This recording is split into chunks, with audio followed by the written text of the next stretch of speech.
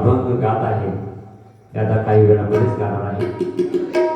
ज्या पांडुरंगाला आज युगे 28 झालेले आहे, ज्या आषाढी माणूस आषाढी वारीला बघा, आषाढीची वारी जर आली ना तर काही लोक जे वारकरी जातात त्यांना आस लागते, कधी जाईल मी पंढरीला, कधी जाईल मी पंढरीला, आणि ते विठ्ठल मी कधी पाहिजे, पांडुरंग कधी पाहिजे, आणि तेच ह्या अभंगातून सादर करत आहे आदरणीय आपले हबप अंकुश महाराज कौठले।